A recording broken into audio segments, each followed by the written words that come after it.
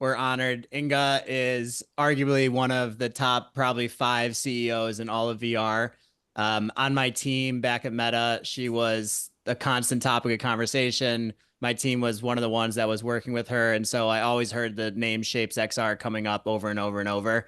And so to me, this is like a very special opportunity for us to learn from you because, I failed as a founder trying to do what you've done. I think a lot of people in this group are trying to emulate exactly what you've done and fundraise, build out a team, gain traction, all of that. So it's very lucky for us to have someone that's done that, and you've been more than nice to be able to basically share some of these secrets with us. So thank you very much. I'm going to start this off with a quote. I found this in a press release. I think we all know Anand, who was my boss at Meta. He says that Shapes XR is one of the most promising VR applications I have come across. I can tell you from behind the scenes, this is absolutely true. That's all the team was talking about. And I think it's not just because of the concept, but you've been able to really achieve a level of traction that is quite difficult for most people. And you've done that across kind of 3 different main categories, which we'd like to get into today about how you think about this. But it looks like, you have this kind of the side where you're helping corporates. You're also helping the top startups, people like Sam from FitXR, who's also a member, Trip, another company we worked with at my team on Meta. And then you're also working directly with the platforms. So you have a very strong kind of ecosystem that you've been able to cultivate around Shapes XR. That is quite impressive. And that has led to $8 million plus raised. You can give us the exact number, but regardless, that's amazing. From the last press release I found, it looks like there had been 300,000 projects built, which is also incredible, and I'm sure is even more now. And then also your company has one of the top CEOs, as I had mentioned. You worked at Dell, you worked at Siemens, and I was digging a little bit into your background earlier. And maybe this is the first story we could start off with. It looks like you were the founder of Tavori before, and you had some strong customers, Cartoon Network, Disney, Unity, I think NBC Universal, if I recall from my memory. So maybe we could start there and talk about, I guess, like your kind of whole story of how you got here. And then I have some more poignant questions around fundraising and traction. But how did you go from Tavori to Shapes XR? Thanks a lot for this introduction. It's still a long journey to go to succeed, and we are still very, very early stage. So, I mean, yeah, it's inspiring to hear that feedback and have all the support we get also from Meta and Anand. Just want to make this shout out. So Tavori was the first product that I built for VR industry that was definitely so much ahead of the market and ahead of the industry and probably even technology. And but I'm so grateful to that product because I actually was able to learn the problems to build XR content firsthand. So our first check for Tavori was, it was really bootstrapped, like for the first, I would say 3 years. And then pandemic hit it. And I remember we just joined Boost VC, and I was like talking to Adam Draper and saying that, it's such a pain to build, an XR app for this platform. I mean, right now I can't even collaborate, and the whole process is such a water flow, and it's so expensive and so inefficient to iterate. And then there was no way for us to really, meet in the space, align on idea, and agree what we are building, and then have the first concept, presented in the medium. And I realized that it seems like it's not just my problem. And because Tavori was actually disrupting the entertainment industry and flat screen 3D, and there was no such huge need for that. And like the outcome was still flat screen 3D, right? And if the outcome is flat screen 3D, you can keep using Maya or Blender or Cinema 4D or combination of all of those tools.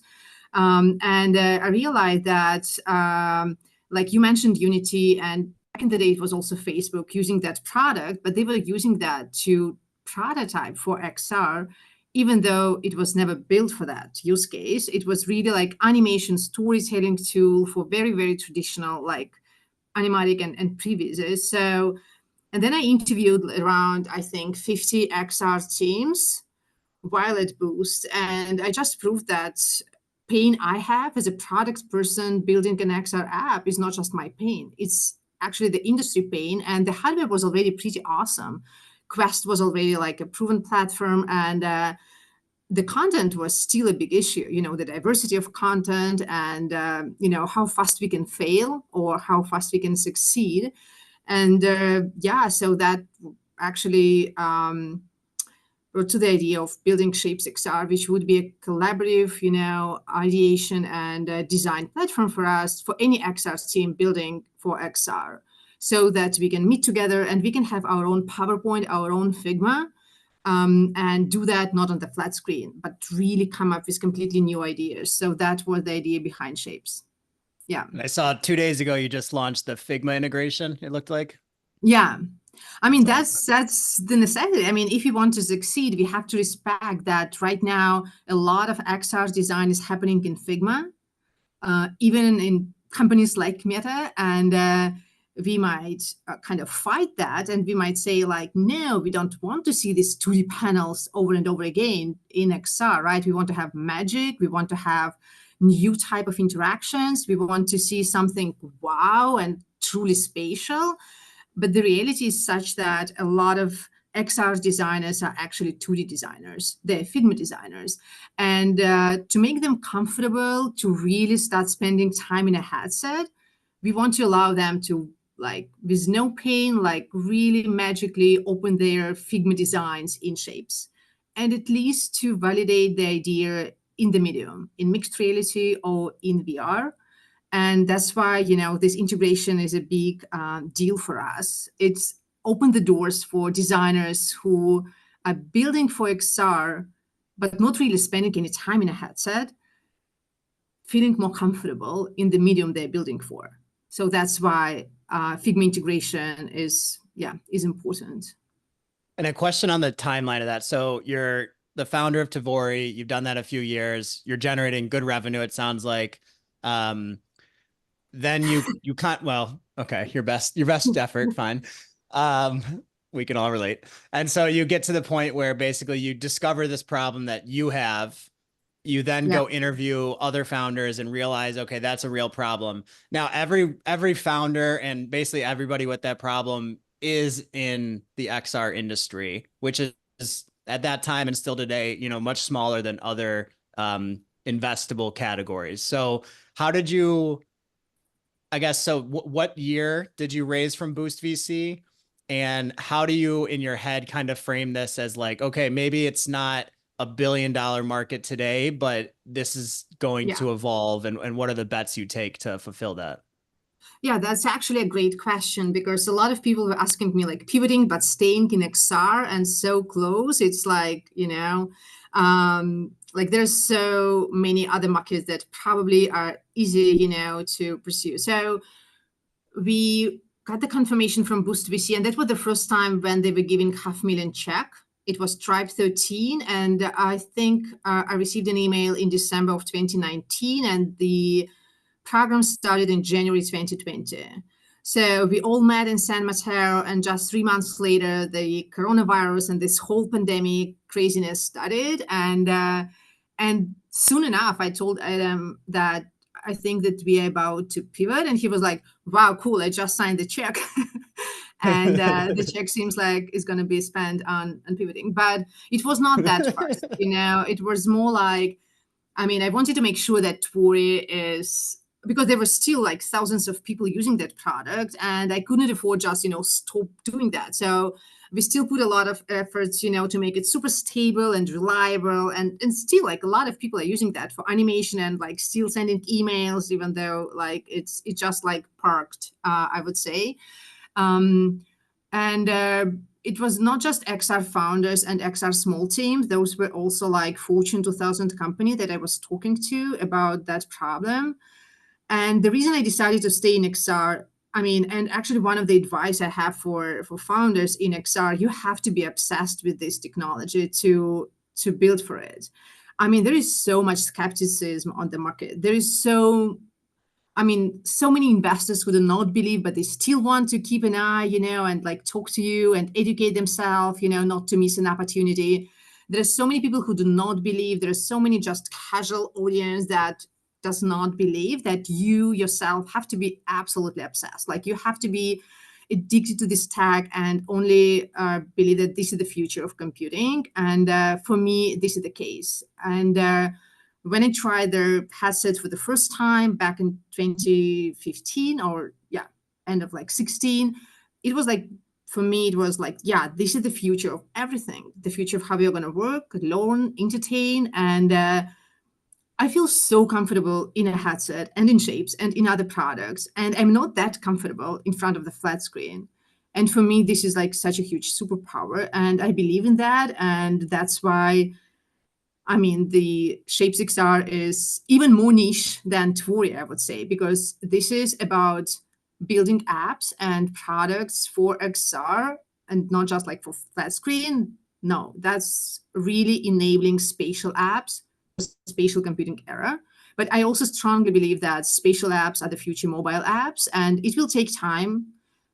I mean, no doubts. And it's just the strategy that you have in place to make sure that by the time when it's become like mainstream, I mean, your product and your team are in full kind of pace to just win it and own it. So, I'm going to be switching between the screen share and featuring you as the speaker, by the way. So I apologize for that beforehand. So you actually were perfectly on line with my next question here. You said, you know, kind of the best advice you have, or at least one of the number one things that you just said there, is that you have to be obsessed with XR. And so I guess this would be my follow-up question. What is kind of the best advice you give to early stage CEOs you either advise or just in general about wanting to grow their business over the first 3 years? And I think particularly the first 3 years are hard because there's so much to figure out. And to your point, there's so much doubt that comes in your direction from many angles. yeah, so definitely stay lean as long as possible. And I think the only reason why we successfully pivoted from Tvori to Shapes was that we were still a team of 4 people. And this gives you a lot of flexibility to move fast. And people couldn't even believe that Tvori was built by such a tiny team. But that's a huge advantage. You don't have any communication expenses. You don't have that much, you know, headache on your burn rate because you can re-manage it easily. And I really underestimated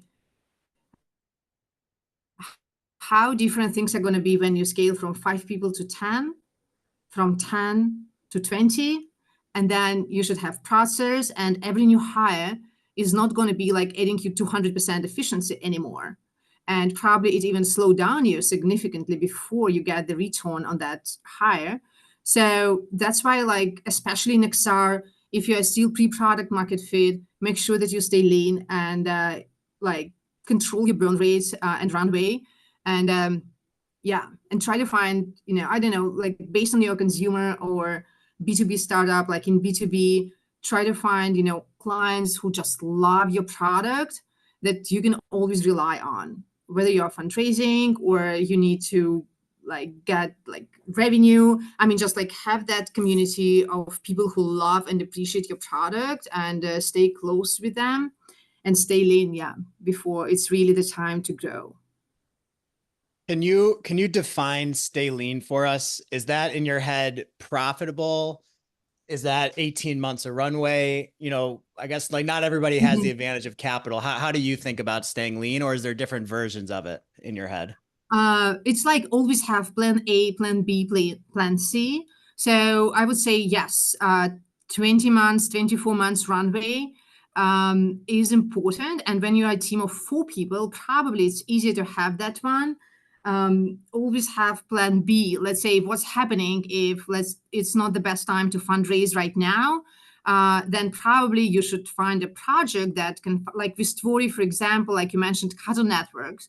And for them, Tvori was like must have product, and they also paid us, you know, for services and for lots of other things. So it was really super helpful because they were kind of the client who was funding the team while we were developing the product, not just for them, for everyone.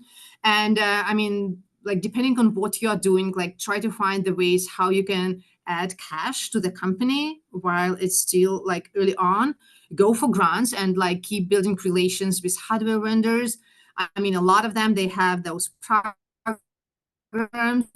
I mean, grants are good and bad because like the good news is that it's a huge help of cash for you to like work with this hardware vendor, but it's also sometimes pivot your focus a little bit because when you apply for the grant and then you promise to do something, you have to stick to that, support some features, and the market can change and your priorities might change, but you still have to deliver on that. So like don't really like depend on grants too much. But again, this is a great source of cash if you need cash. And that's why I always have plan A, plan B, plan C when I start fundraising or when I just, run the business. One of my favorite quotes is a great plan A is a great plan B. And I think Yeah. that's particularly necessary in VR. Yeah, I think in a lot of other technologies, doing agency work or doing things that involve clients that aren't product related aren't looked upon correctly by a lot of investors. But it's fundamentally, you have to do this. And it sounds like because you had Tavori, because you were able to have some of that revenue from your previous XR startup, you were able to give yourself a little bit more time to figure everything out. And then obviously the check from Adam Draper didn't hurt whatsoever. 100%. And then and then other investors came in, and by the way, we are not talking like about fundraising right now, but saves is a great way to really extend the runway for the company, especially when you are like pre-seed stage. I mean, I do believe that up to 3 to 5 million, I mean, you can really go on saves. And I know some investors don't like it. I don't understand why. I mean, if it's standard safe on your terms, it's a great way to make sure that you have enough runway. And the tricky thing about runway is that sometimes you think that 12 months is enough. It might not be enough. And it's sometimes when you even get a lot of yes for your rounds, things can go wrong. And that's why I do believe that you have to start fundraising when you have 18 plus months runway. And if you don't, just go and find safe to extend your runway before you go full time in fundraising, because this gives you confidence. This gives you the way to really make the round on your terms and do not agree on the first, offer comes. And it was exactly my thing. So when things went wrong with, fundraising a little bit, I just signed 2 additional saves that extended the runway quite significantly. And then I was back on fundraising. It was super, super helpful. Then you have the power of only go for the terms and with investors you want to work with, and not just for the first, offer to come. So you're saying this is something I also preach a lot. My smallest check I took was like $3,000. Like anyone that would help me extend the runway, no matter who it was, I was willing to take money at basically any price. And the 5 million we raised was all on safes as well. It was too much of a side business for me to do anything else other than that. So I agree with that advice. Now you have kind But of I like, just want to tell that, I mean, for me, it was not like any check, to be very honest. And I've never got any saves smaller than 150K. That was the smallest wow. one. Yeah, I don't know why. I mean, I just didn't want to handle all those tiny checks. And I don't know. It's like, I just decided that, I mean, the minimum check I want to see is 150. And even some kind of investors that never sign it. I know that angels are exception, but for various reasons, I mean, we didn't have any angel investments. It was more like funds or smaller funds. And so I mean, it's sometimes like if it's a super quick check, that's totally fine, And I know that some founders just indeed go for 10, 20K. I just knew that for me, it will not, change anything unless it's an incredible person and who actually makes so many introductions, then for sure. But I would not advise to go for these small checks from anyone. It just doesn't make any sense and make a lot of mess on your cap table. I mean, again, there is no advice here. Just do what's best for your company. yeah, but we did like pretty big saves just because that would like, for me, it was like, okay, so if I sign this 500,000 save check, I know that it adds this number of months of runway and it's done. I mean, because you still need to do some basic stuff to sign it, right? You still have to show the company and product and some kind of references and calls. You still invest your time. So you should ask for more. So, okay, it sounds like you're very good at fundraising, and I think there's the kind of two categories of metrics that founders can talk about when pitching.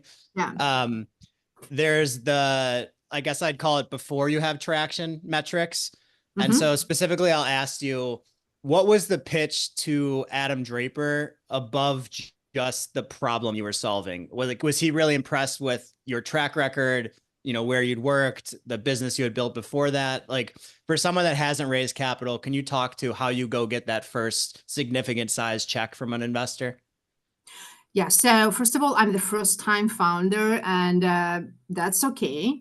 And with Adam, he invested a lot in VR. And by the way, this is another thing for you to focus on. I mean, if you really need to fund your company first, or if you really want to find believers in the company, go with fund that understand XR, who invested in VR before. It's so much easier. Otherwise, you're gonna like spend so much time educating investors, and this learning curve could be like so long that you will waste a lot of time. So Adam by then already invested in I think in probably like 50 VR companies. And to be very honest, I mean, he made an offer to me with Tvori 1 year before, but the check was so small, just 70K, that I decided to pass on that. And then he came back and said, now we invest 500,000. Are you in? I'm like, okay, 500,000 makes a difference. So then, yeah, I'm in. Tvori had a brand, it was known product, and people were talking about it. So that was the major reason I believe Adam invested. We met several times in person before he invested, and he asked me question like, "What are you proud of, like within Tvori?" And I mean, he did speak to Cartoon Networks, and I know that for him it was important that we are really experts in VR, like in XR, and we are like true believers. But getting that first check was super important because, Adam is so networked in XR, and that was so helpful. And as well as his team, like Mehdi, and so supportive at the early stage. And again, I didn't have to educate him that XR is going to be huge and this is the next computing platform. I mean, it's such a blast to talk to an investor who is so educated in your industry. It just saves a lot of energy. Yeah. And Maddie is one of my favorite people in the industry, I She think. is. I mean, she was Yeah. actually the one who I met at, I think, at GDC Mixer. And then, yeah, she was like, yeah, I've heard the product, though. She's amazing. I know that she was advocating a lot for Tvori back in the day to join Boost.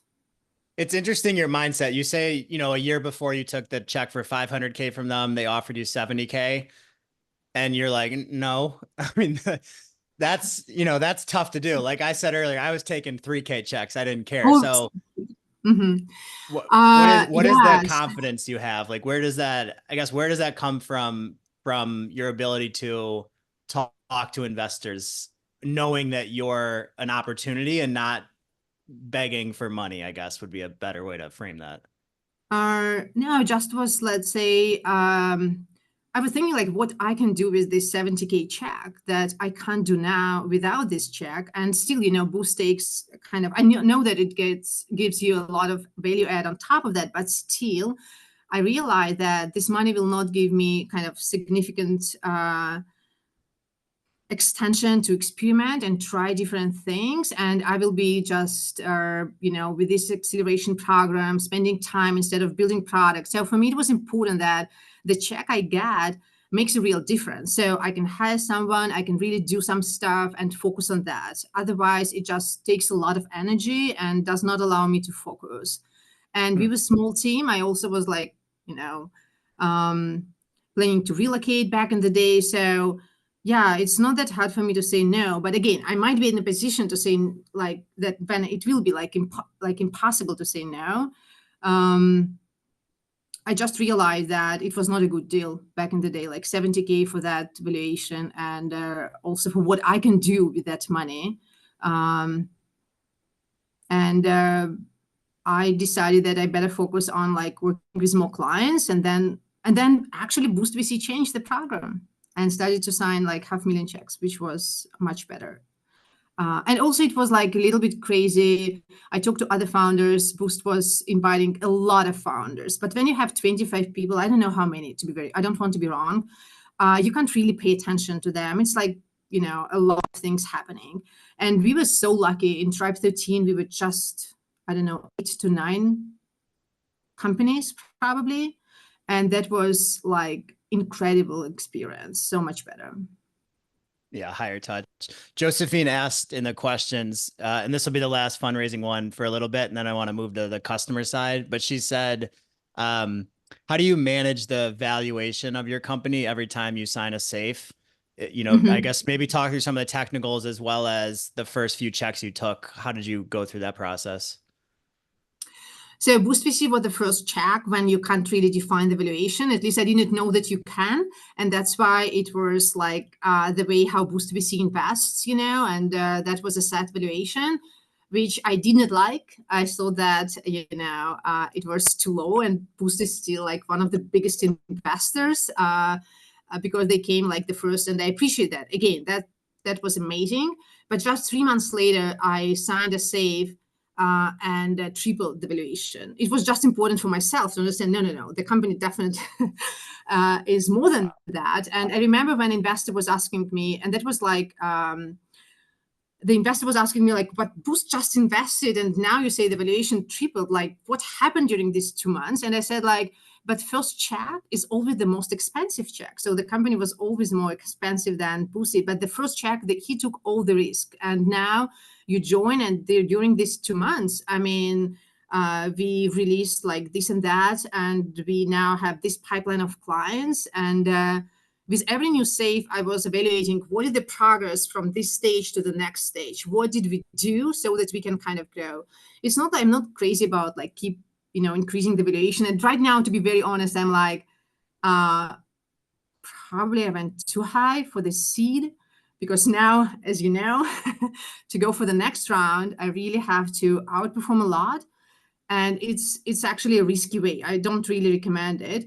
But I was always going for something that I think this is the portion of the company I'm ready to give away for this money. And I was more like feeling fair or not fair. But I'd never kind of when people say like, some investors tell you like, I mean, yeah, but that's probably like, and give you examples of other companies and markets and stuff.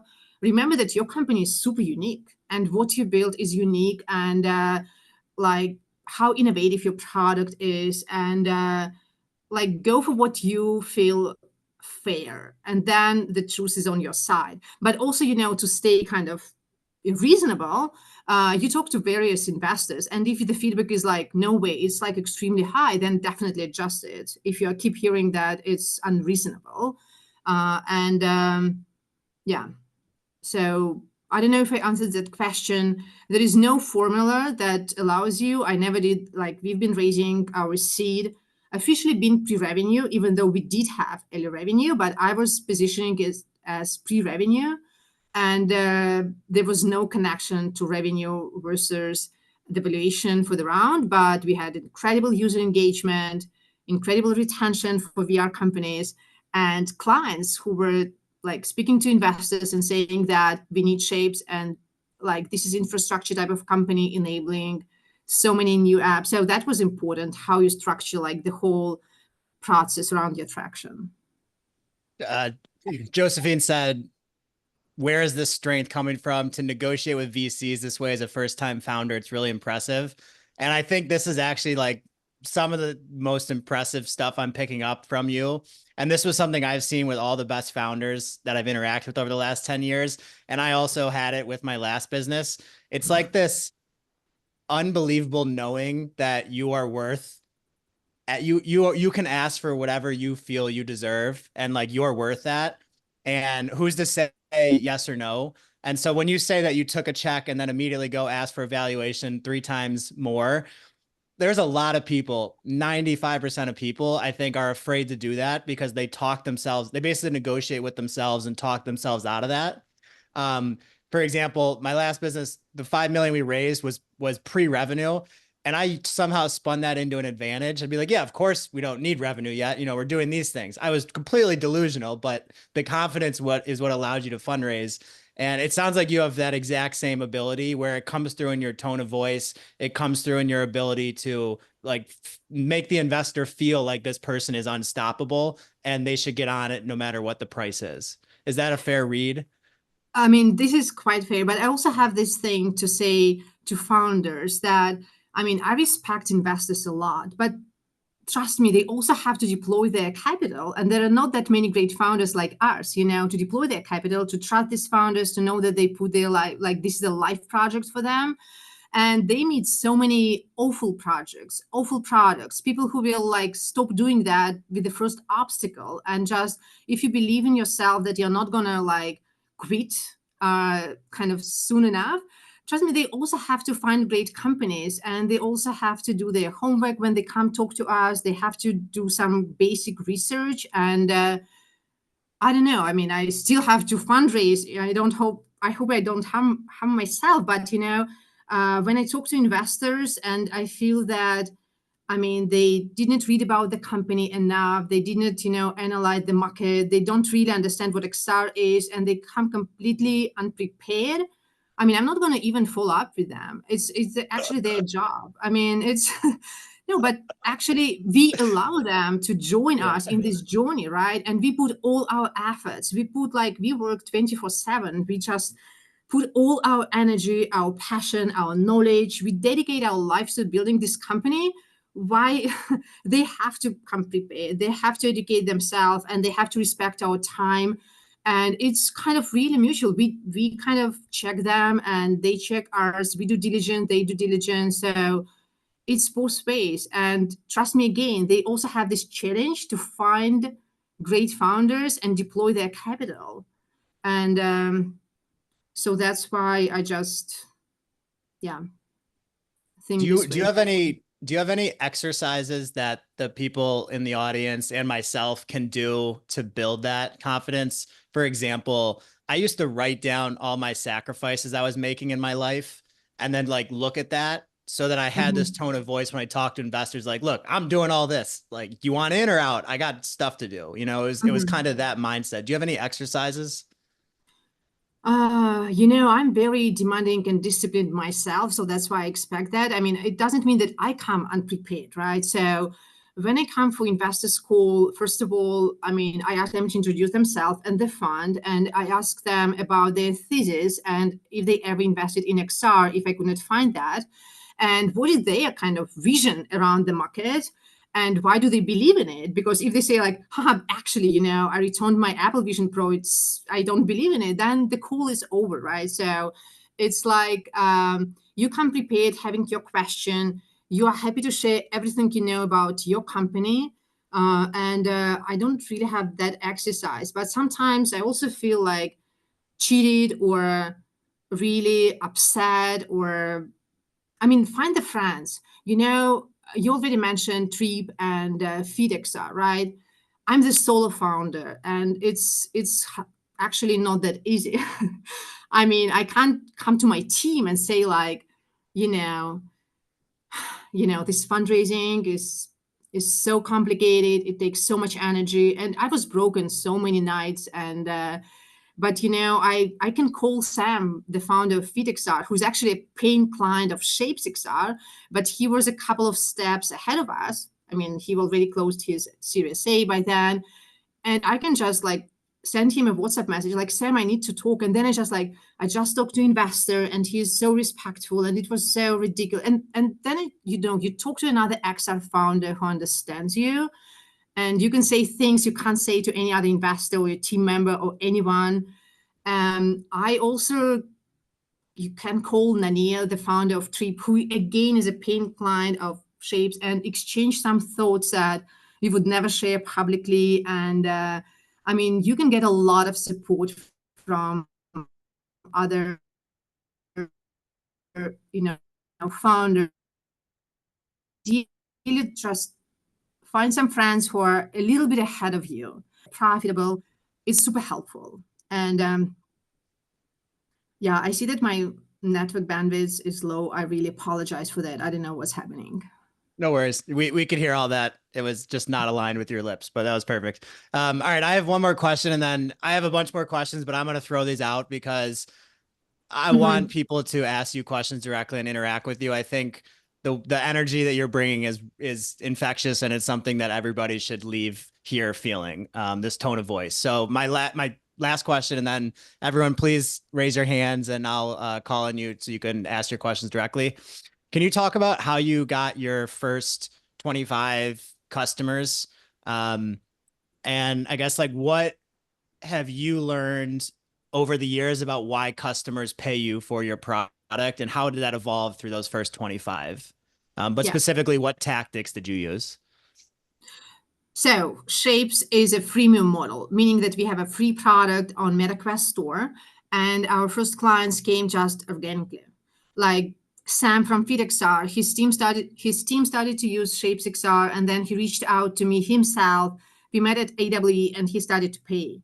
Nanea, she learned about Shape6R, she started to use it, Nanam, and it was like pretty organically, the free version. And then we didn't even have the paid version, but they wanted to pay because, I mean, we still had the limits of the free version. So it was like pretty awesome because kind of they were coming, including enterprises. So they were designers at larger deck who started to use shapes, but thanks God they were not allowed to use the free product.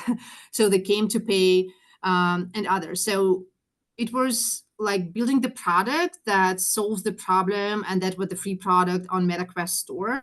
Of course, I mean, we post a lot, we talk and do the webinars. As soon as we have the client using shapes, we try to convince them to do the case study that we can then, share with all other people. So we have the trials, and it's really like product-led growth, if I can say it this way. So you discover the free version, you face the limits of the free version, and then you start the trial. And then after the trial, I mean, we start to convert you. It's still like super, super complicated because XR market is suffering, I believe, right now. And a lot of XR teams experience lots of challenges. And the first 25, again, it was like thanks to our like free version, and I think a good product. Shapes is still very, very young. We released it end of 2021, so we are going to celebrate 3 years old for the product.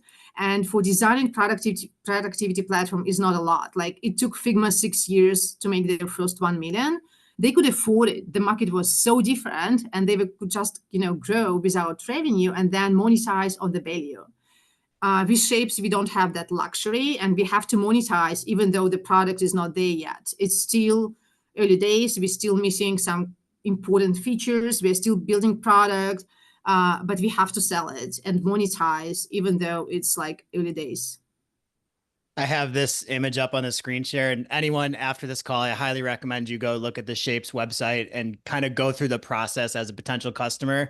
It's quite clear how you have this amazing funnel and pipeline where, it can go free. Then I see other case studies. I get to kind of view the plans that are all very reasonable. I can schedule my onboarding. Like you've thought about kind of every formula that you were talking about earlier on that you've actually put into your website. I thought it was really well done, and probably drives a lot of business in today's world too. Yeah, I mean, we also like XR is not that easy. So we start when we started, we had those kind of all hands sessions in shapes. Anyone could enroll, and then the XR community would meet in shapes, and still like the social aspects of shapes plays a huge role for us as a go-to market. I mean, people meet in shapes and they run design critique sessions, or they want some community feedback, and the collaboration aspect is a huge reason for growth. I mean, in shapes, because you can be with other people, and this is, still the word of the mouth that allows us to grow. Yep. All right. That's awesome. So Halar just joined the collective today. He saw my post on LinkedIn and he messaged me, said he's a huge user.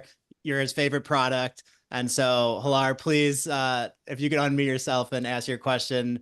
That was quite special to see your message that you mentioned about Shapes XR earlier. Ed on. Thank you so much, and it's a huge pleasure to be speaking with you, Inga. So, without taking much time, my question is: I'm seeking advice on evaluating a product's potential for fundraising. What are the key indicators or red flags that suggest a product may not be a strong candidate for investment? Additionally, how can I determine if it's more beneficial to pivot to a new concept or refine the existing one? Okay, so please interrupt me if I'm not like fully got. So, I mean, if you're pre-seed stage, so meaning that you're not fundraising more than like 1-2 million and consider saves, I mean, it should be like quite flexible. Just go and find people who believe in what you plan to build, right? Even though you just have like an MVP of your product and so just find the timing. The best timing is then, I mean, people would keep telling me like the best timing to fundraise is either your product launch or, a huge update of your product, or hardware vendors, release their new hardware. So the biggest safe round that we did was soon after we released Shapes on Store, right? So we released Shapes on Store and I signed 3 saves immediately. So like just before, because if you wait too long, they will be asking for attraction. It will never be enough, even though it's amazing. So you start like fundraising, 3 weeks before you launch the product, and then find those people you launch and then sign those saves. This is super important. Or let's say Connect or Meta releases new hardware and you explain investors why this is a huge moment and why your product should benefit from this new platform to come on the market, or that Apple Vision Pro doesn't matter. Like find those milestones and create that sense of urgency. And with saves, you can move really fast. I mean, with saves, you start talking to a person, first demo, second demo, keep building that sense of urgency. Be honest with yourself. Like if what you are building right now, you believe that this is something that is important, that you feel that this is the right problem to solve, then go for it and find investors, you will find it. But if you look through your data or through clients' feedback or users' feedback and you just don't feel that people need it, and just be honest with yourself or talk to a couple of like non-formal advisors. I mean, I'm happy to spend time with you. Like, let's talk. And then, I mean, pivot doesn't mean that you have like 360 pivots. I mean, Shapes XR and Tvori, like it's still an XR product. It's still creation, right? It's pivot from like the positioning, the target audience, and the use case, I would say, but it's not radical. And yeah, I mean, just find the right timing and with like new big update of your product, or you have some big client. I mean, I just unfortunately don't know a lot about your app, but when I know, I can be probably more practical with my advice. Thank you. Thank you. I get the general sense of it. Thank you very much. That's awesome. Thank you. Welcome, Hilar. Welcome. Ron, you want to go for it? Sure. Thank you. Inga, thank you so much for joining us today. Your story is inspirational and empowering. The question that I want to ask you is actually product oriented. I'm looking at your site. I see that you have chosen not to display your pricing, and I was curious about your thinking behind that. As a fellow SaaS software founder, it's certainly something I've thought about, and I'd like to know more about the thinking behind your strategy with that. No, I just had the director of marketing and she asked me exactly this question today. I mean, she joined us 1 week ago. So I just know that there is no consumer market for Shapes XR today. The market of XR consumers, professional designers, is still very limited. And that's why we give that portion for free, right? We limit it, but it's still a very powerful free version of Shapes. And then we have this team plan and enterprise plan. And the reason why we don't want to put the pricing, online is still because we iterate a lot on the pricing. We are still early on. But usually when you put it on the website, any change would cause a lot of noise and a lot of friction. Second of all, I mean, people compare us to Figma in pricing, which is completely unfair to do because we can't afford prices like $20 a month or $40 a month, right? Because Figma install base and Figma number of seats in each company, hundreds and thousands of seats, no, at least like tens and hundreds of seats, right?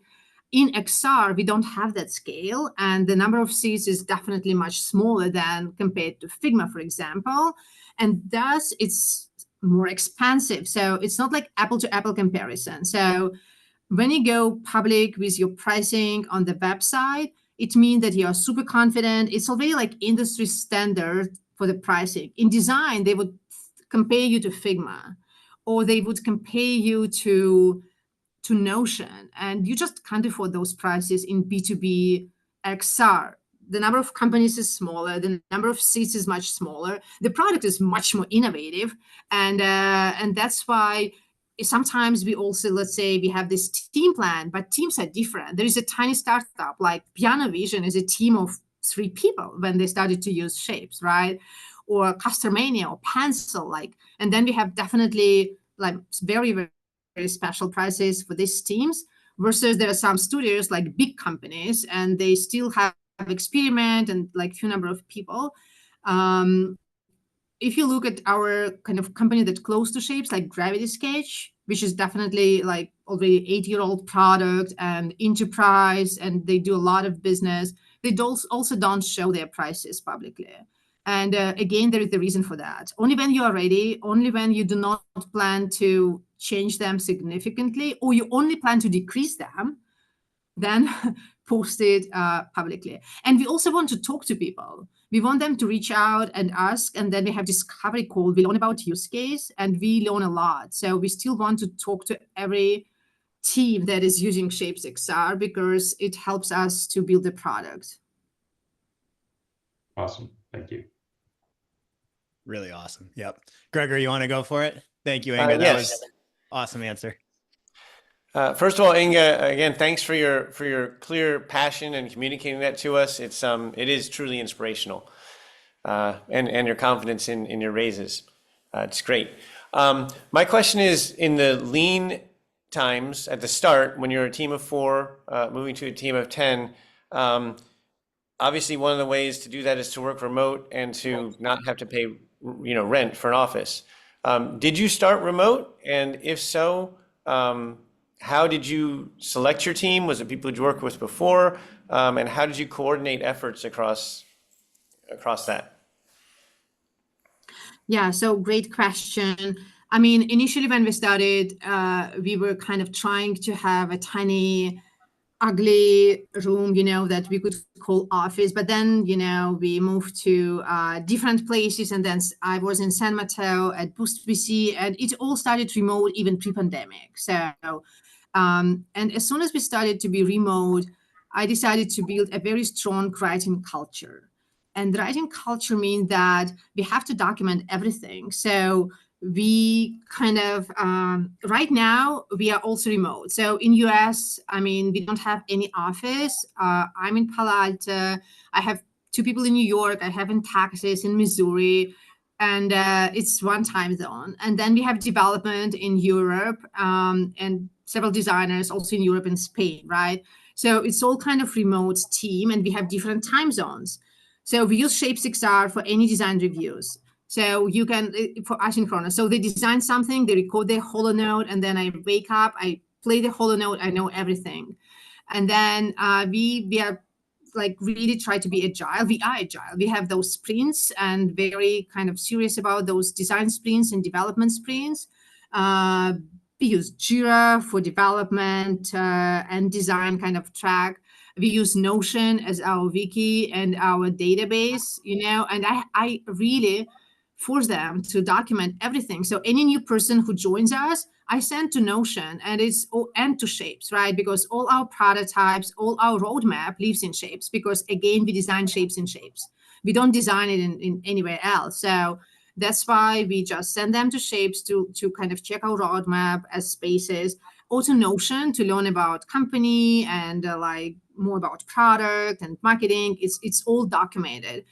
And Slack for like daily back and forth, and again Shapes instead of Zoom. That's why actually Zooms keep failing, because I actually have most of the calls in Shapes, and you have to ask that. So end of sprint, everyone is writing like what I accomplished and what I, for example, missed my goal and the reason for that, and everyone in the team can check this out. We also write daily reports. And it doesn't feel like overwhelming, to be honest. Like you end your day, and I mean, at the beginning of the day, you say like, these are my 3 goals for today. And end of the day, they write like, and I do that as well. It's not just like they do, I do as well. What you did today, like it has to match somehow. And if it didn't match, then you say like, okay, I had to pivot for today because there was some distraction happening. And people got used to that. And everyone, like sales and marketing and design and development, we have those dailies, 3 bullets. You don't need more. And yeah, but end of sprint, end of 2 weeks, we write like short reports. And it doesn't matter if I'm traveling, time zones, you can always go back and see the status. Like this is super helpful. Thank you so much. Yeah. Amazing. Strong writing culture and making sure no one can hide. That's awesome. Tejas, hello. Do you want to unmute yourself? Yes, hey there, John. Thank you. And thank you, Inga. I've been following you since the tutorial days, so it's awesome to meet you. You've been having so much success. And my question is sort of on the other end of that spectrum. So I was wondering what kinds of mistakes / learnings shaped Shapes? Mistakes that we did during building Shapes, or mistakes, well, mistakes is maybe like a too aggressive word, but like, were there any like major learnings that caused like, a pivot in product, a pivot in business, or just learnings in general from the whole journey? Yeah. So as for fundraising, the biggest mistake is to think that when investors say you yes, and even when you sign the term sheet, you think that the work is done. 2 times I had the situation when the term sheet was signed, but I had to walk away from that and start from scratch. So signed term sheet doesn't mean that you have to stop. I mean, you kind of stop because it's no shopping usually, but things can go wrong. I mean, there could be some push and pressure, change of terms that is not good for you. And you have to have, like, you should understand that until, or let's say everything is good, but then one investor never provide money and it ruins your round, right? So just until the money is in the bank, you never stop. It was my learning. I was thinking that you sign the term sheet and you're done. I mean, like, what can go wrong? A lot of things can go wrong. And even like from just even when the term sheet is signed, it's not just 2 months to close the round. Term sheet is signed, and it still might take 5 to 6 months to prepare all the documents, every investor ready to. It's like a lot of work. When people were saying to me like, "Oh, fundraising is full-time job," I was like full-time, but I can still run a product. I mean, it's actually at some point becoming really full-time, and you have to make sure who is gonna like lead the product and customers and clients. I mean, otherwise, I was really working too much. I was not sleeping. It's not good. I mean, I couldn't sleep for more than 2 hours. It was awful experience, awful year. This is one learning. Another learning is that, I don't know. I only hire people who understand and share my passion to XR, because if they are not, they will leave immediately. I mean, as soon as there are some hard and challenging times, because there's so many other markets that are so easier, right? So I only hire people who are kind of found their passion towards this technology prior joining Shapes. It's so important for me, because even when it comes to Unity developers, right? I mean, at some point they're like, "Oh no, I go back to gaming, just gaming, mobile gaming, because it's still Unity C#." But only you need those developers who ready to kind of be top-notch developers, like optimize like crazy, for the standalone headset, and be super, super passionate about this completely new platform. Another learning probably is that don't waste your time on generic funds. at early stage. So in XR, I mean, the market is still so niche and so unique. Just go and talk to fund that invested in XR before. I mean, it will be just so much faster. And luckily, there's some incredible early stage seed funds that did a lot of investments in XR. They understand the risk, they understand the market, they understand our traction, and they don't really compare it like apple to other portfolio companies, you know. And they have to be believers. It will just save you a lot of time. And don't go for priced round if you raise less than 3 million. Just go for saves. Indeed, I mean, priced round is always very, very time consuming. I mean, there were like a lot of this, like building Shapes 2.0 was also like a big challenge because it was like entire redesign, like, you know, I decided to redesign everything to make it fully cross-platform and fully scalable, and making sure that, I mean, from now on, adding new features, like building a completely new UI system. And yeah, so now I think that probably it still had to be in a like smaller steps than, you know, doing that. Like before, again, the product market fit, try to be like super iterative, super kind of make a decision so the product can be slightly embarrassing, and that's okay. I mean, you're still experimenting, don't polish too early. Got it. Thank you so much for all those learnings. Sure. Thanks, Tom. Awesome. All right. Inga, I know we have 3 minutes left, so thank you for your time. We have one question remaining from James here. But thank you, Inga. There's a, you know, we've had a lot of investors, we've had a lot of advisors. Your energy is clearly different. It's palpable. All right, James, go for it, my man. James, you're muted.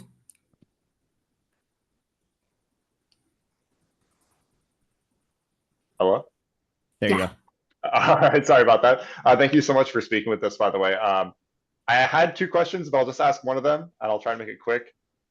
We recently ran into some trouble. I basically didn't leave ourselves enough runway. I overhired, I think, initially when we were growing the team. We're structured as a sole proprietorship, so that was more relevant to my other question, but my real big question is, when you're trying to stay lean and you're trying to choose a small team to work on your project, how do you decide which roles are vital and which are not? I think we overhired engineers and we had like multiple people on our art team. I know like in a traditional game environment, you'll have like animators, character artists, all these things. How do you stay lean when you can only have maybe 4 people? I mean, just hire those people. Like it's I mean, in your situation, it would be very easy to understand whom to keep, right? Because when you run out of money, it's such an easy decision.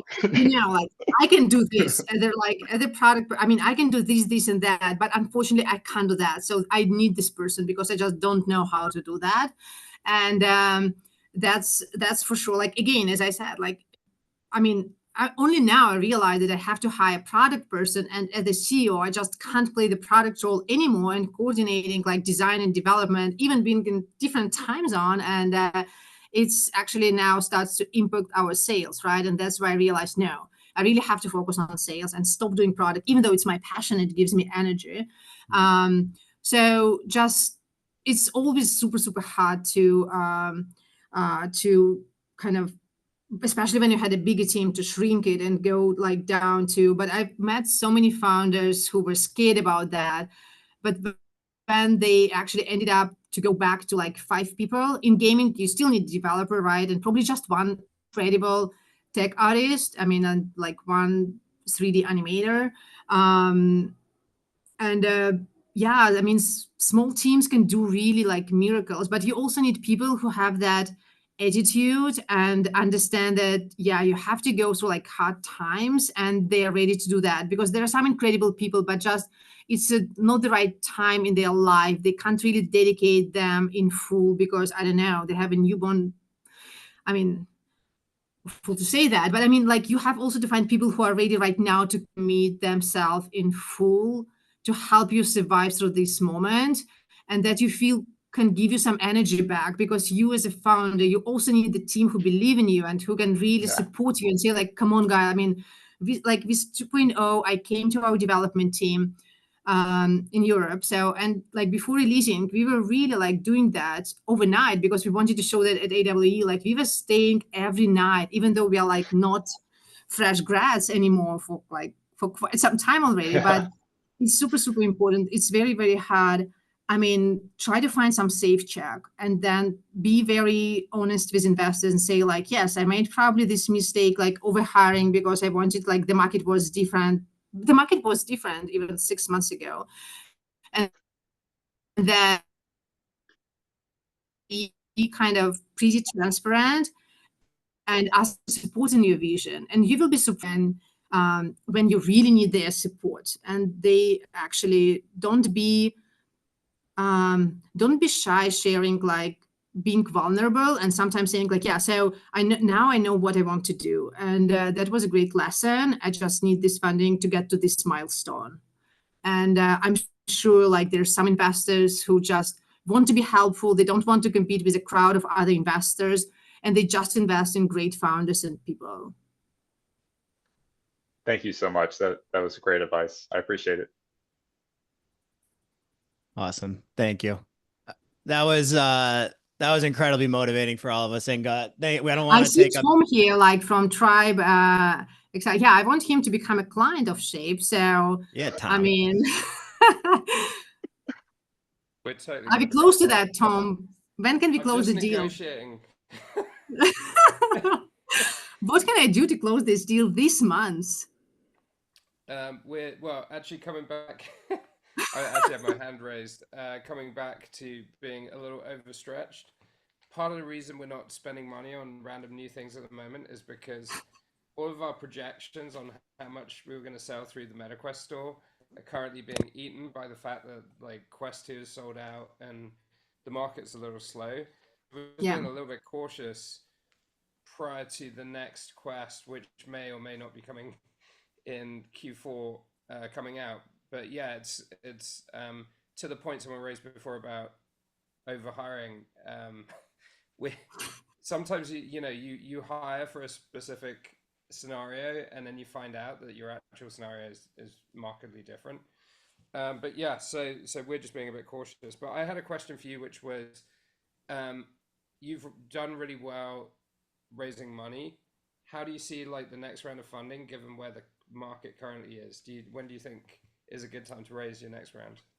Yeah, so first of all, I mean, we all see that the market is a little bit suffering right now. I mean, and that's okay. We used to have this before when one headset is already out of the market, the new one has not come yet, and no one wants to go for Quest 3 because we know that the new one is coming soon. So that's pretty typical, especially for consumers. Like in B2B, it's a little bit more stable, but still a lot of big companies. Actually, it's so funny. They have XR team, but they have to pivot 50% of their XR team towards AI, and they think it's excluded. It's crazy times right now. So that's why I don't think that it's a great time to fundraise right now. And I'm really focusing on revenue, as you probably noticed with all my emails your way. And the other way. So again, the good news is that we have good runway, but even though I do want to hire, and my designers keep coming, I want to have this, and I don't hire, it's just guys, I mean, I want to keep this 24 months runway, I mean, to be our luxury. And while we are waiting for the market to go back on track, and you just have to make these compromises. But I do believe September is going to be awesome. And I'm super, super positive for the end of September, for the mid of September. I mean, I hope that Samsung announce anything. I don't know. We don't know. I hope that, Google plays some role sooner than later. And definitely we expect a lot from Meta. And September is going to be super cool. I mean, if you plan to raise any saves to add to your runway, go for this. It's soon after Connect, and then, or I don't know, October, November, this year, just go for this and sign that save. And again, they're it's not even old days. We now have hundreds of investors who love XR and believe in XR, and they fundraise their metaverse funds, which is wow, that's bold vision. And I don't plan to fundraise I mean, I only plan to fundraise probably, I mean, the most optimistic would be Q1 next year, but most probably like Q2, I would say, yeah. Yeah, And I mean, I know, but what I do right now to prepare for that, I do meet investors. I mean, they keep reaching out, and I ask them, what exactly do you need to lead our Series A? Just give me the list, what you want to see, and I write it down. And I ask them all, and then I compare, and then like, okay, this is like not realistic, but this is realistic, and this is like durable. And I just ask them, like, tell me what, and like, what is like super important for you, and also ask them like, how committed are you to XR? Like how much you believe in that? What like XR proportion in your fund compared to everything else? If they kind of really fail to answer any of those questions, I mean, I don't really consider them as candidates to lead our round. But if their answers are like, you know, we do have this vision and we do believe and we really plan to invest in like this, that, then, you know, I follow up with them and ask them again, like, tell me, what do you want to see for Series A? And they tell me like this ARR, this number, this retention, this and that, and then I kind of, okay, understood. I'll be working to get that numbers. That's actually something that I should do more. Listening to this conversation, surveying investors makes tons of sense. I imagine it also puts you on the front foot because maybe they're not used to being asked so many questions like that. So it shows that you're a little bit more legit and serious as a operator. So oh, yeah, 100%. I'm going to borrow from you for those discussions. Yeah. She'll give you more free advice if you become a customer, Tom. So you better go respond to those emails. Start paying her. Free paid advice. Yeah. That's awesome. And when you become a paid client, I will put you in touch with investors to talk to them how awesome Shapes is. And this is a strategy, by the way. So, I mean, with FeedXR and Trip, I mean, they became the paid clients and then they talked to investors. But then I returned to some extent. I was also introducing them to investors. And this is how we should all team up in our XR community, I believe. Yeah, it's a really great product. Just to plug Shapes is really good. We're still going through internal evaluations because we're actually spending a lot of time on 2D at the moment as well as 3D. So I'm trying to get my team to spend more time in Shapes, but at the same time they're trying to design a product that's omni-channel. So that's the other tension. But it's a really great product for people to design. But thanks so much, Tom. This is so inspiring. We're iterating a lot. It's going to be better. I mean, I'm not happy yet, but yeah, it's a lot to be done. Ron, if it's a very quick question, I can answer, but probably Don is going to close us now. Well, so my question is, you know, it sounds like you get to meet with a lot of investors and that you kind of have the luxury of picking who you do or do not want to work with. And so my question is really about my biggest challenge about the process, and that is getting connected to these investors to get them to listen to you, even to get in your foot in the door to do the pitch. And what's your secret? How have you managed to connect to so many potential investors?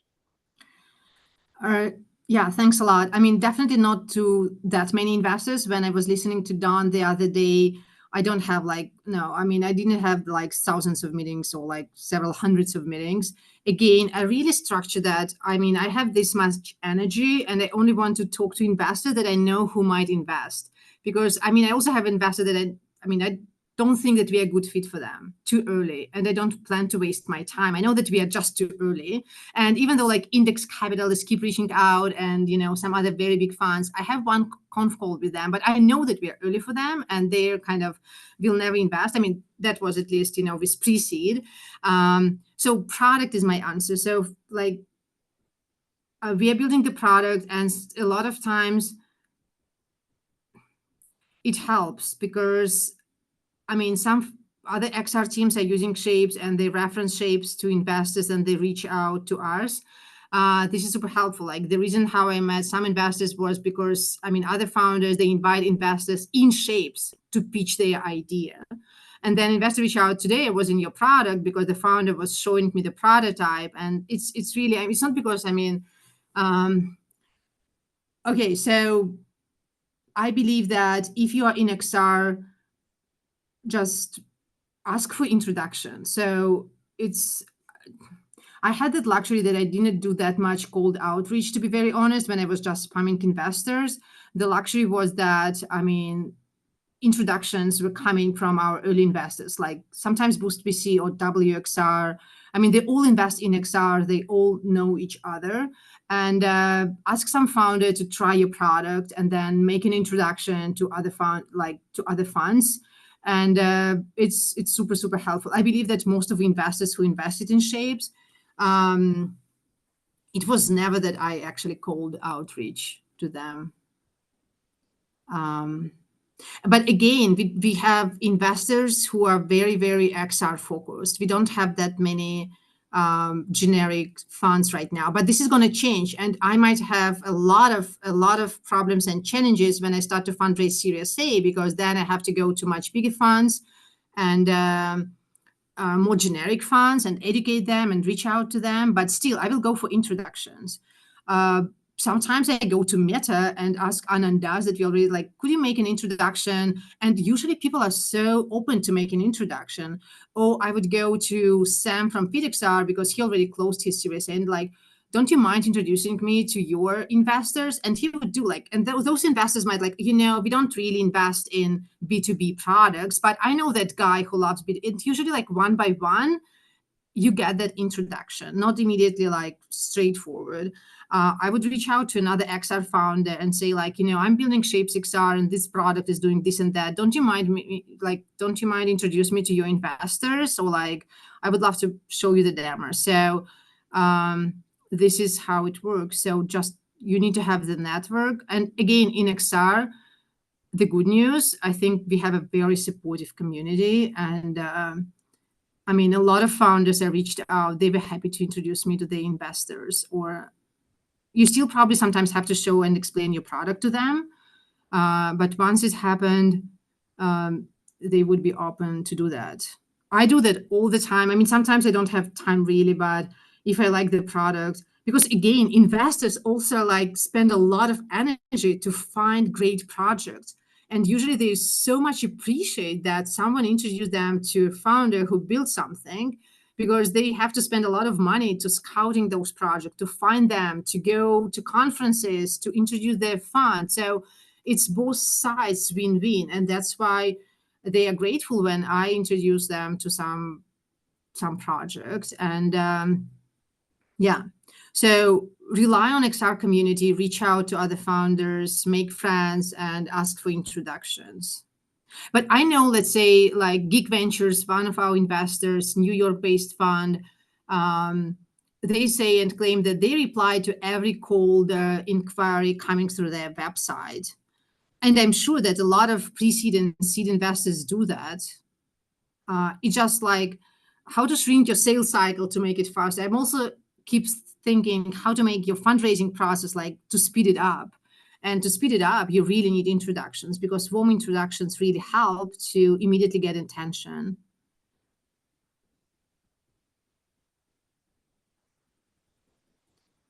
Thank you, Ron, for that. All right, Inga, do you have to bounce or do you have one more question in you for Georgie? We understand if you have to go. Hey, Georgie. Actually, not All a right, question. you're the It's, best. hi, Inga. Hi, Inga. It's great to see you on the call. So basically, it was not a question. I was just, when I was doing my fundraising, I reached out to Inga via like cold LinkedIn message and asked her like about a few guys who wanted to invest and asked for a few introductions as well. So I just wanted to thank you for that, and just as a to prove that like what you say, that like all my introduction to my investors were done by founders. So it really, for me, it's the only way that works. So yeah, I really wanted just to mention that. Yeah, feel free to reach out. Thanks a lot.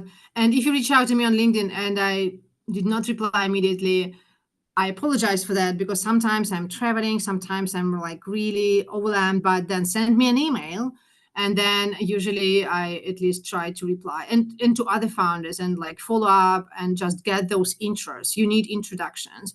And for example, like even other investors, they might say like, we do not invest right now. Our fund is kind of empty or closed, or we are fundraising, but we can introduce you to someone else. You will be so surprised how open people are to introduce you, because again, the market will benefit if the right founder meets the right investor. It's both ways. It's not just us asking for money. It's investors who want to deploy and invest their money. So it's definitely both ways. It's not just one way. Thank you, Georgie. All right, Inga, you are incredible. Next week we have Meta and Maymay coming, or Anand and Maymay coming, and then Sam is actually coming on October 2nd to talk with all of us. So it sounds like we have your close community coming to chat with us, and you were one of the first 20 people in the Spatial Collective. So thank you so much for doing this for us. I mean, this was fantastic. Can we have everybody unmute and give a nice round of applause for Inga, please? Thank you. Yeah, thank you guys. And my success absolutely depends on your success, because I'm building products for XR founders and for XR teams. So that's why I really want all of you to succeed.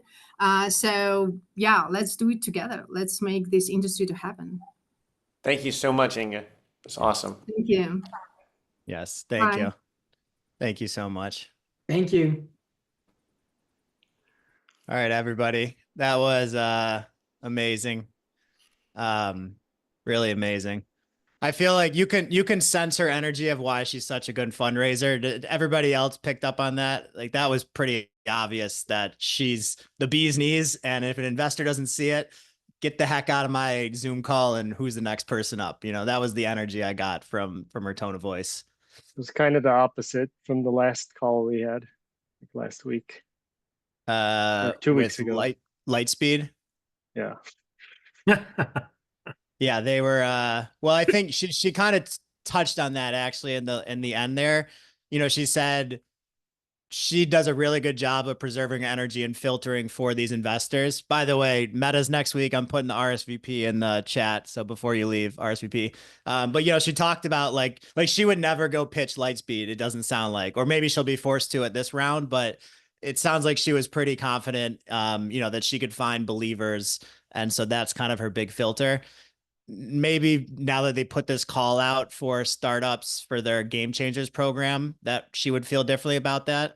But yeah, it was very, very obvious that her number one thing is, do you believe in XR for hiring, for investors? And if not, she doesn't really even spend any energy in that direction. I thought that was quite impressive. Any other thoughts or feedback around kind of what she was saying and the things that you might have learned there? Yeah, I just want to emphasize one point she made. Same things happen to me, that you don't have the money till the wire transfer hits your bank. Like it's so critical. Just keep pushing until it's there. Yep. Yeah. I was trying to find the book while she was talking about it, but I couldn't find it. I'm going to try to post in school, but I read this same fundraising book over and over and over and over and over and over and over and over. And it was like the 10 secrets of fundraising or something. And one of the key stories in there talks about how on the closing day, the investor went off to some like fishing trip and got stuck on the boat. And so they couldn't close and they didn't have money. And anyways, the point of that book, that chapter specifically was around, it is not closed until the money's in the bank. I raised even worse than that. I had a $1 million check wired to me from Palmer Luckey. I think I've told you all this story, but if not, real quick, like he wired me $1 million. It was in our bank account. He signed the papers, and then the whole upload situation happened, and I had licensed the Upload VR brand back in 2017. And so I emailed Palmer and said, hey, I don't really feel comfortable going forward with this brand. Do you want to keep the money in here or do you want it back? And he said he wants it back. And so even after the $1 million was in my bank, I had to send it back. That was the worst feeling I've ever had in my life, I would say, as far as business. So yeah, great story. Wish I kept that. All right. Halar, hey. Hey, so we all saw Inga's energy, and you also have a very similar energy. So I wanted to ask, what's the secret of this energy? How do you, as a founder, how do you in general become so energetic? Any tips for me, for us? Do you mean like tone of voice and animations, or what do you mean exactly? So like, what I mean is confidence. So believing very strongly in what you're doing, and being very well aware of your weaknesses as well, and trying to focus just on the positive side. So this attitude of positivity and this confidence and no insecurity at all. So I don't know how to specifically ask my question, but it's basically how do you build that level of security and confidence? So there's by the way, thank you. It's, this is not, let me start here. One of the key things in my life, and I have shared this, I think on our last call, is I try to have no shame. It's like there's so many moments in your life where you don't do something because you talk yourself out of it. I think that is one of the most basic human nature bits of advice. For example, and this was something we talked about on our last workshop call, when I go to a networking event, every single one of us, including myself, when you show up in that front door of the networking event, you walk through there and you say, oh my gosh, like, I'm afraid to go say hi to someone that doesn't know me. I'm afraid to go stand here and tap on someone's shoulder and introduce myself. Like every single person in the world has that exact same fear of approaching. And so I basically lean in on that. And then once you build up some momentum, that's where the confidence comes from. So small things I do in that specific scenario. When I get in the Uber to drive to a networking event, I try to maintain a conversation from the minute I get in the Uber until the minute I get out of the Uber with the driver as like a warm up.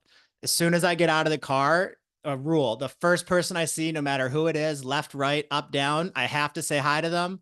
Like, so I'm forcing myself.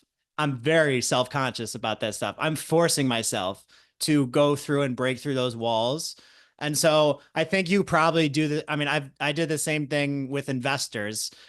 For example, at the end of a conversation, you've had an amazing conversation, and then you don't ask if they want to invest. And then you get off the call and then you go, oh no, like I just wasted 30 minutes talking to that person and I don't even know if they want to invest. And so I would have a little checkbox right on my computer above everything that says in all caps, ask if they want to invest. And like once you do that the first 4 or 5 times, again, you build that momentum. And so I don't think it's so much like a natural thing. I think it's more of you have little exercises that allow you to break through those very human, very natural barriers. And that's the third point. Every single person on this call has the same insecurities, the same issues. We all have 10 things with ourselves that we're not comfortable with. We all think everyone else is more talented. Like that's just the human way. And so I think once you recognize that as a truth, then you say, oh, like we're all wrong and we're actually all amazing in our own unique way. And then you kind of push yourself. So that would be my answer there. Amrit says, pitch like an American. My London Thank team you. always made fun of me for being American. Yeah. Yeah, I hope that helps. But her energy, I mean, that is the mindset you need. Like that was perfect. I wish we could have captured that in some sort of a tangible form. Hey, James. Hey, I was just gonna add a comment to that. I think Jeff was spot on when he said improv theater. In my first startup, my business partner, forced us into an improv meetup.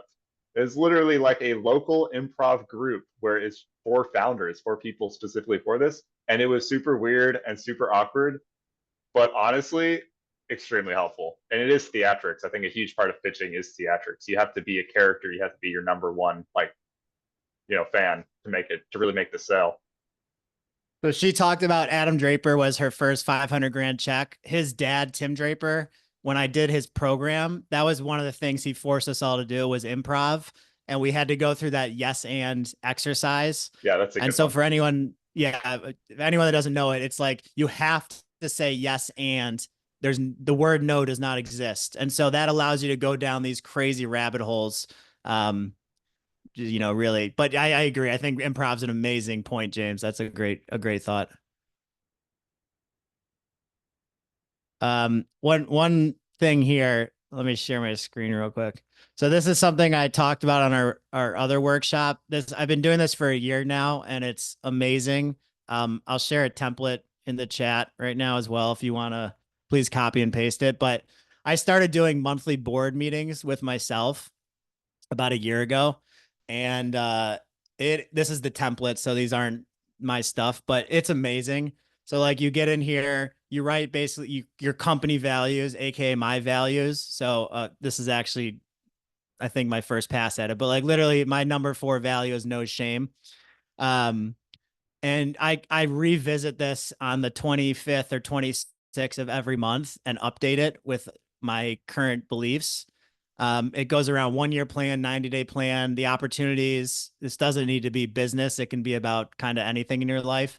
And then also it goes through the ikigai at the end, which is kind of like where you find your, I guess, passion. I think this is like another point that really helps with figuring out how you build that tone of voice and that confidence in business is knowing yourself. And so I spend 2-3 hours every month going through this exercise by myself. It's one of my favorite things to do. I'll usually go to the cafe and just sit there. So that I just put the template in the chat. Don't type in there, just copy it to yourself. But that's a really highly recommended tool that I've been using the last year.